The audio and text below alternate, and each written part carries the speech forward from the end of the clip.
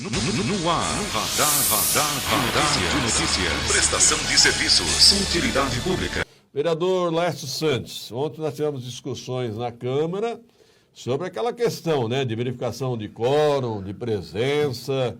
O que o senhor tem a dizer sobre isso? Pedro, isso é de forma extremamente vergonhosa, a gente tem que ficar invariavelmente falando sobre esse tema. E eu, em particular, sempre tenho criticado esses encerramentos de sessão de forma casual ou de forma interesseira, vamos dizer assim. No golpe de vista. No golpe de vista, como você muito bem disse.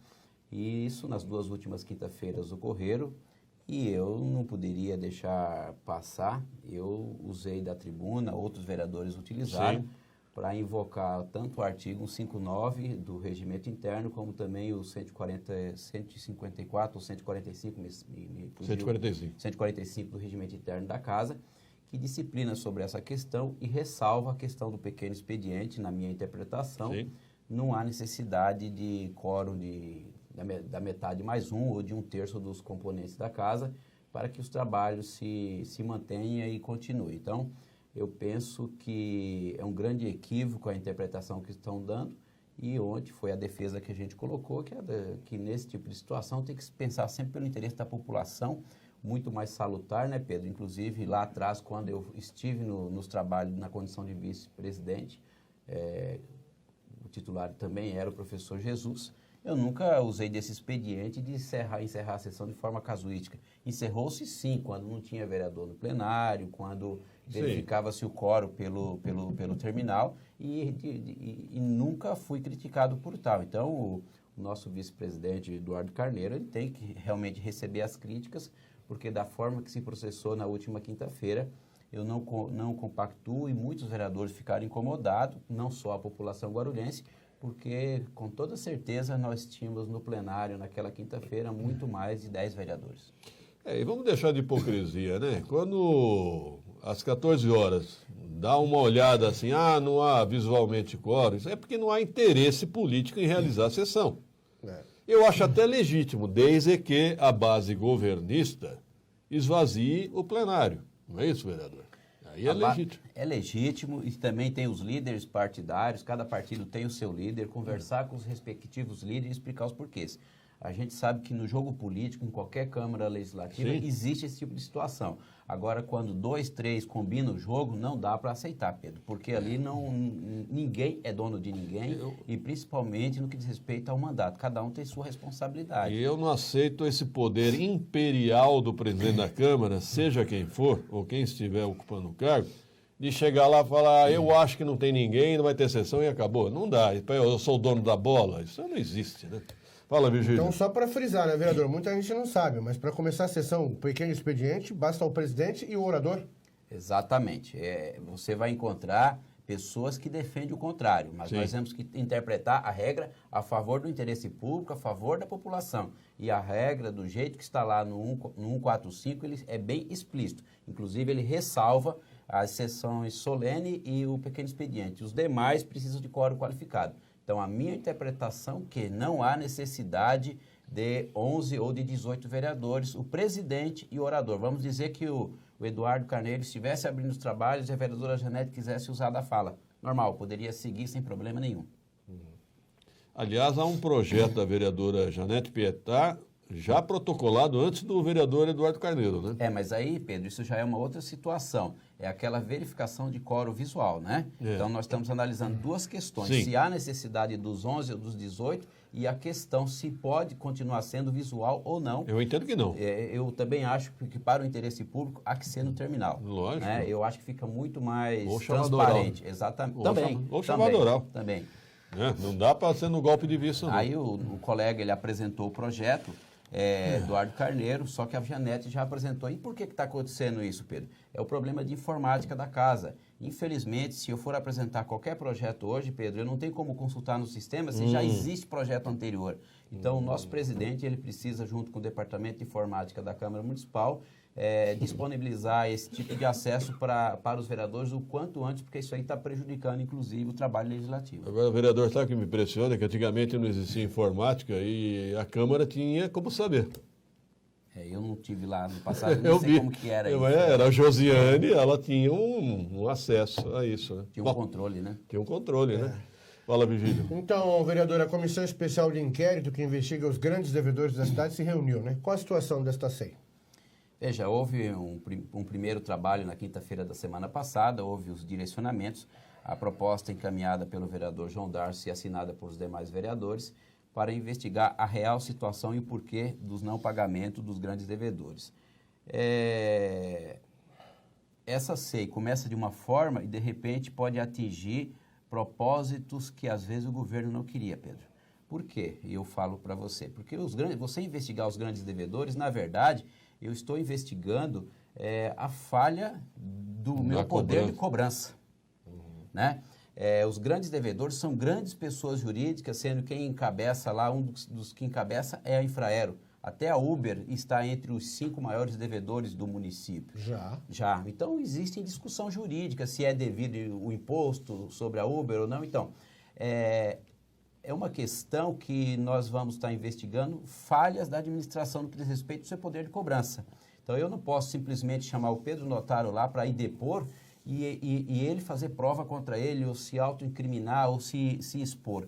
Então, existe a questão do sigilo no que diz respeito aos devedores. No entanto, a partir do momento que já está judicializado, esse sigilo ele cai por terra. É uma questão. De qualquer modo, nos primeiros encaminhamentos que foi feito por essa comissão, nós pedimos para oficiar a Secretaria de Fazenda para vir informação sobre esses reais devedores e também foi um pedido da minha parte oficiar a Secretaria de Justiça para que encaminhe a relação dos processos dos 100 maiores devedores, relatório pormenorizado, e para a gente saber qual é o trabalho que o Tribunal de Justiça vem fazendo na cidade. A gente sabe que a Secretaria de Fazenda não tem grande estrutura, a Prefeitura muitas das vezes tem que disponibilizar servidor para auxiliar naquele setor, e me parece que o Tribunal de Justiça precisa investir mais na cidade nesse tipo de situação.